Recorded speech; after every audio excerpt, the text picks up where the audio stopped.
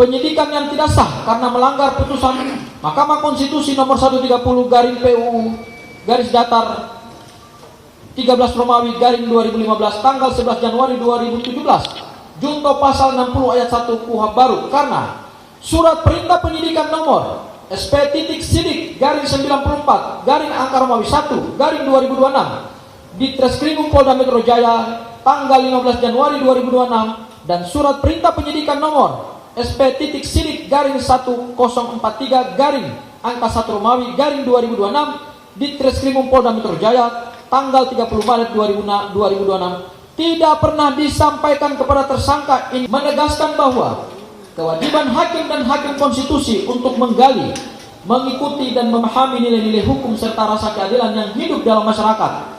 Pasal ini menjamin peradilan yang progresif, tidak hanya terpaku pada hukum tertulis, tetapi juga hukum tidak tertulis demi keadilan. Ayat 1. Hakim dan hakim konstitusi wajib menggali, mengikuti dan memahami nilai-nilai hukum dan rasa keadilan yang hidup dalam masyarakat. Ayat 2. Hakim dan hakim konstitusi harus memiliki integritas dan kepribadian yang tidak tercela, jujur, adil, profesional, dan berpengalaman di bidang hukum. Ayat 3. Hakim dan hakim konstitusi wajib menaati kode etik dan pedoman perilaku hakim. Pasal 10 ayat 1. Pengadilan dilarang menolak untuk memeriksa, mengadili, dan memutus suatu perkara yang diajukan dengan dalih bahwa hukum tidak ada atau kurang jelas, melainkan wajib untuk memeriksa dan mengadilinya.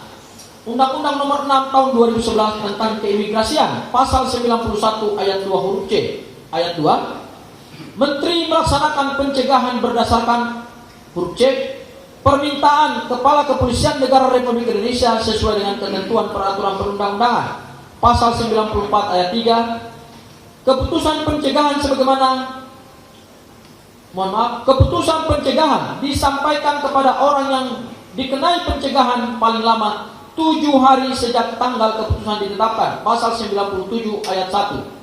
Jangka waktu pencegahan berlaku paling lama 6 bulan dan setiap kali dapat diperpanjang paling lama juga 6 bulan. Ayat 2. Dalam hal tidak ada keputusan perpanjangan masa pencegahan atau pencekalan tersebut berakhir demi hukum. Kedua, legal standing pemohon.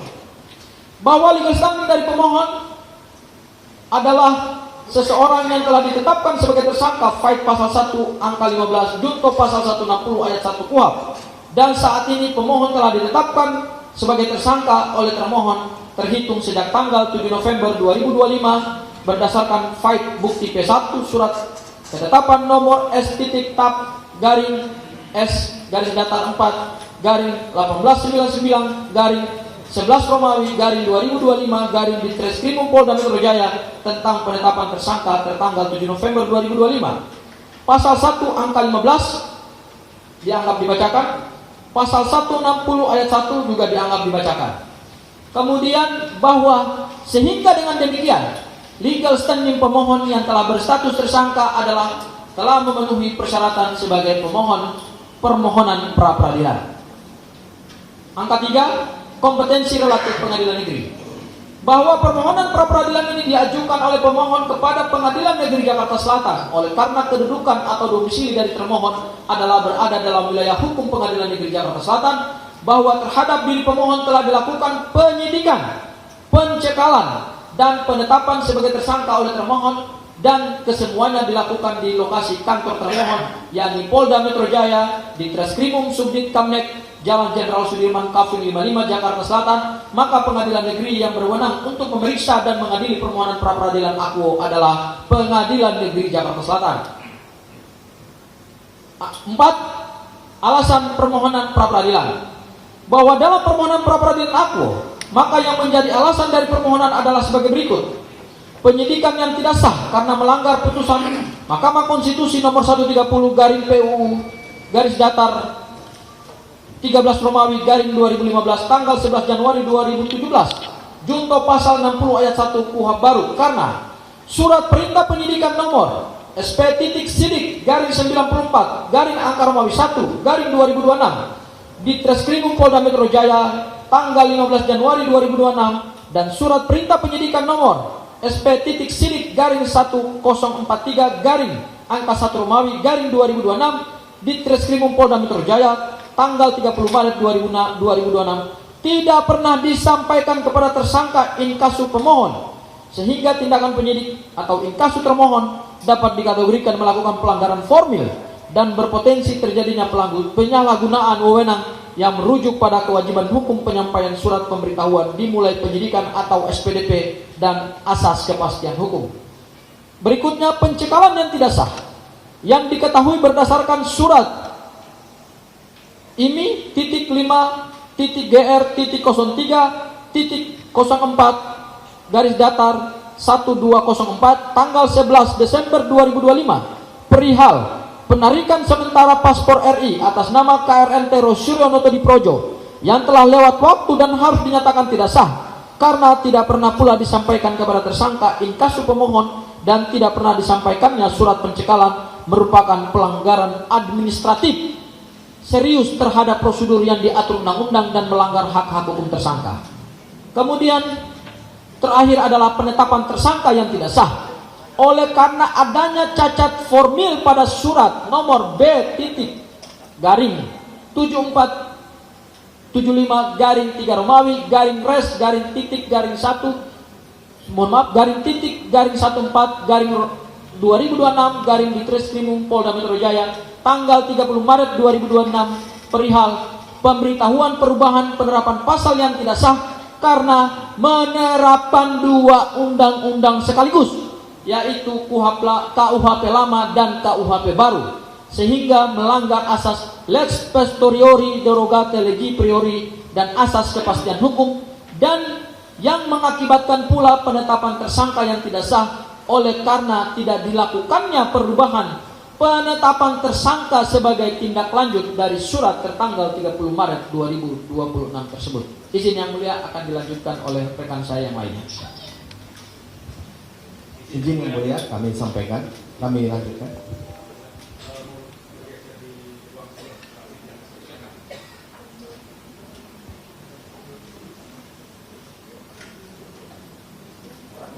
Izin kami lanjutkan yang mulia. Poin 5, pendahuluan. Yang terhormat Hakim Permohonan Pra-Peradilan yang kami muliakan, yang terhormat saudara termohon dan turut termohon, sidang yang mulia, bahwa penegakan hukum merupakan hal yang sangat esensial dan substansial dalam negara Indonesia adalah negara hukum. Faid pasal 1 ayat 3 Undang-Undang Dasar 1945 adalah meliputi pemahaman yang bersifat makro dan mikro. Dalam hal ini yang bersifat makro adalah mencakup seluruh aspek kehidupan masyarakat, berbangsa dan bernegara. Sedangkan dalam pengertian mikro terbatas dalam proses pemeriksaan pengadilan, termasuk proses penyidikan, penuntutan hingga pelaksanaan putusan pengadilan yang telah mempunyai kekuatan hukum tetap. Bahwa pengertian penegakan hukum adalah upaya yang dilakukan untuk melaksanakan suatu aturan, baik dalam arti formil yang sempit maupun dalam arti material yang luas, sebagai pedoman perilaku dalam setiap perbuatan hukum, baik oleh para subjek hukum yang bersangkutan maupun oleh aparat penegak hukum yang resmi diberi tugas dan kewenangan oleh undang-undang untuk menjaminnya berfungsinya norma-norma hukum yang berlaku dalam kehidupan bermasyarakat dan bernegara. Bahwa KUHP baru yang berlaku mulai 2 Januari 2026 telah menekankan perlindungan hak asasi manusia yang lebih ketat mengenai tindakan upaya paksa berupa penangkapan dan atau penahanan yang memang diberikan kewenangannya kepada penyidik inkasu termohon, namun apabila dijalankan dengan tidak bersesuaian dengan KUHP baru, maka dapat disimpulkan melanggar berbagai pasal dan asas hukum yang berlaku. Bahwa selain daripada itu, termohon sepatutnya pula memahami asas detention as a last resort, atau penahanan adalah sebagai upaya terakhir, yakni upaya paksa penahanan seharusnya hanya dilakukan jika benar-benar diperlukan, dan seharusnya penahanan digunakan sebagai kebutuhan penyidikan, sehingga harus memaknai adanya pelanggaran pula terhadap asas nemo iudex in causa sua, yang berarti tidak ada orang yang boleh bersikap subjektif, atau dengan kata lain, penyidik inkasu termohon harus objektif dan tidak boleh menunjukkan subjektivitas. Izin yang mulia. sebelah. Makasih ya.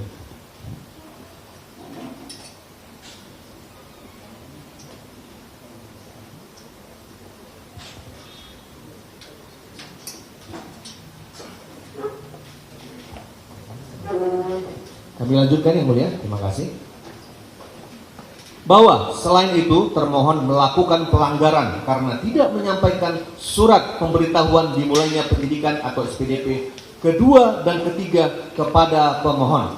Padahal penyampaian setiap SPDP baru merupakan kewajiban hukum yang wajib diserahkan paling lambat 7 hari sejak diterbitkan.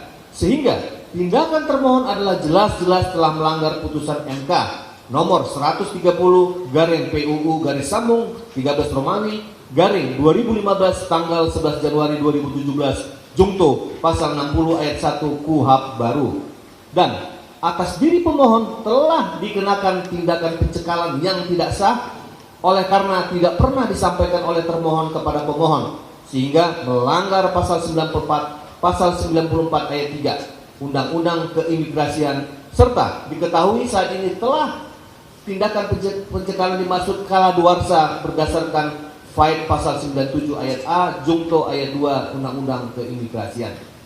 Bahwa permohonan peradilan akuo diajukan oleh pemohon berdasarkan itikat baik atau good faith dan sama sekali bukan dimaksudkan untuk menunda-nunda pemeriksaan perkara pidana pokok yang nantinya akan digelar di Pengadilan Negeri Jakarta Timur, namun semata-mata hanya untuk mengajukan pembelaan diri awal dari pelanggaran HAM serta dari penzoliman yang terjadi yang secara kasat mata. Semoga Yang Mulia Hakim Pra-Peradilan berkenan untuk secara arif dan bijak mempertimbangkan seluruh dalil serta alat bukti yang diajukan oleh pemohon dalam permohonan pra-peradilan akuo. 6. Latar belakang permohonan pra-peradilan akuo.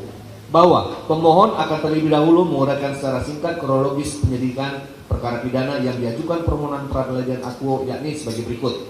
Bahwa Presiden ke-7 RI, Insinyur Joko Widodo atau Jokowi secara resmi telah melaporkan beberapa orang ke Polda Metro Jaya pada tanggal 30 April 2025 berdasarkan laporan polisi dengan nomor LP garing B garing 2831 garing 4 Romawi garing 2005 garing SPKT garing Polda Metro Jaya atas nama pelapor Insinyur H. Joko Widodo, yakni diantaranya terhadap KRMT Roy Suryo Noto Diprojo Inkasu pemohon dan beberapa orang lainnya dengan 5 pasal yang dilaporkan, yakni pasal 310 KUHP lama yang saat ini telah menjadi pasal 433 KUHP baru, pasal 31 KUHP lama yang saat ini telah menjadi pasal 434 KUHP baru, pasal 27A Undang-Undang tentang ITE, pasal 32 ayat 1 Undang-Undang tentang ITE, pasal 35 Undang-Undang tentang ITE.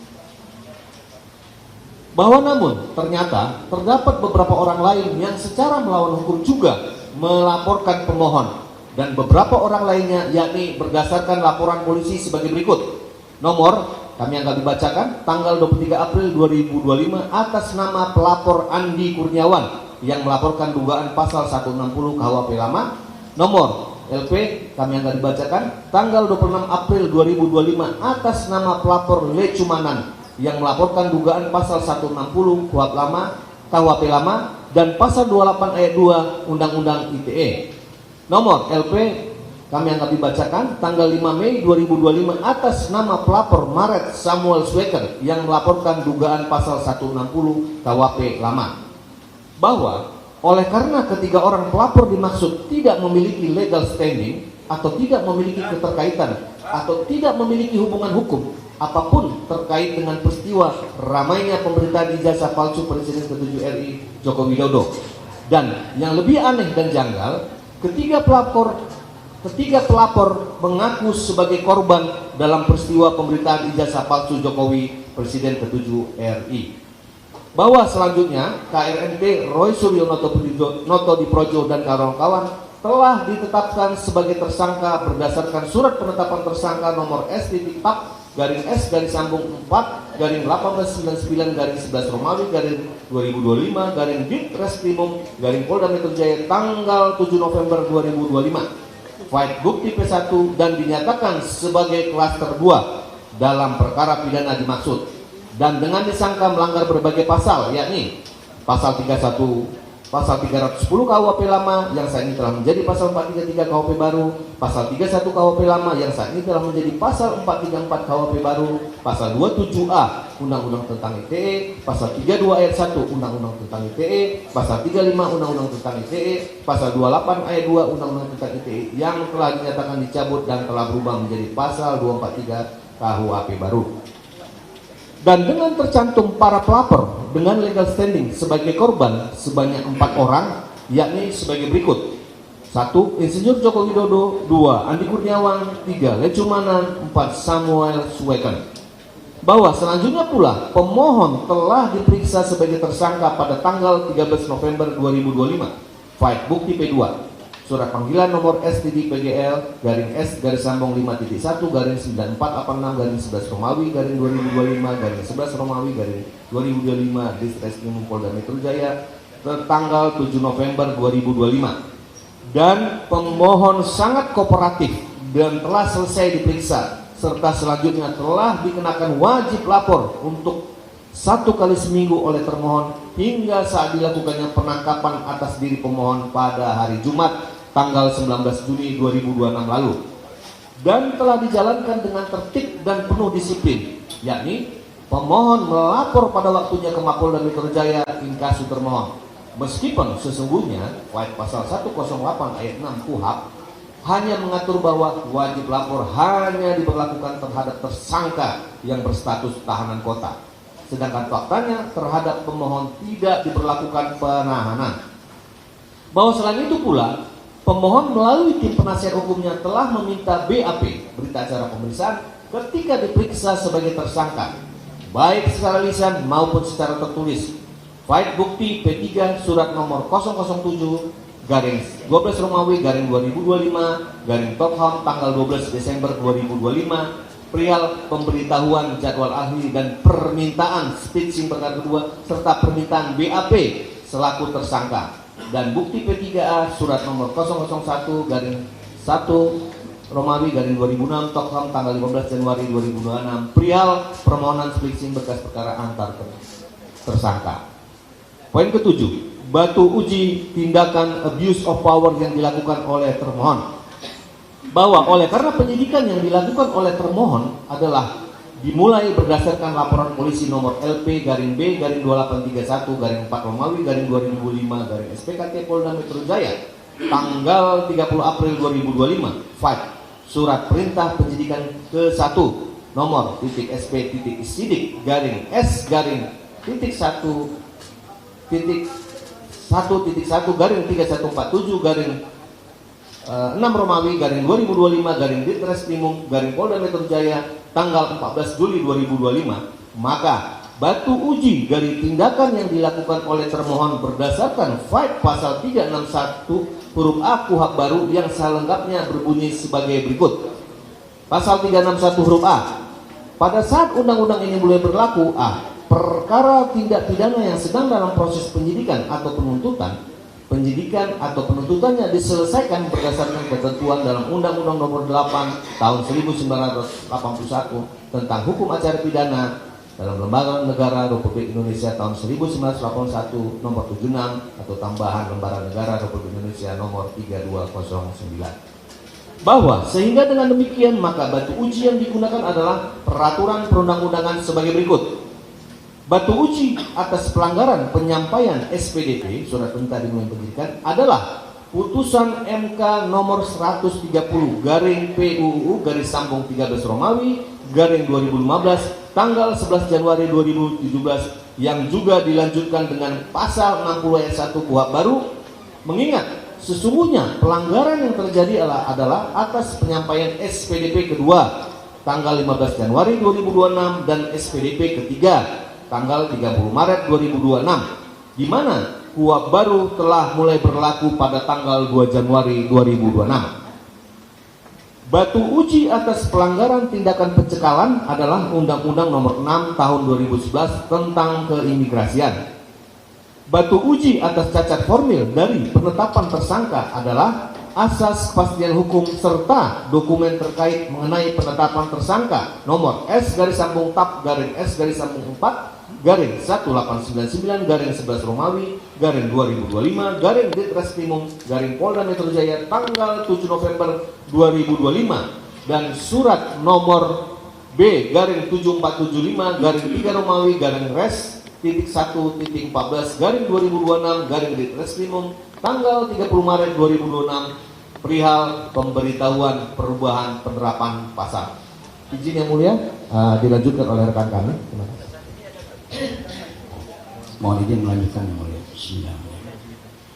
8. Permohonan pra peradilan akuo diajukan atas dasar itikat baik.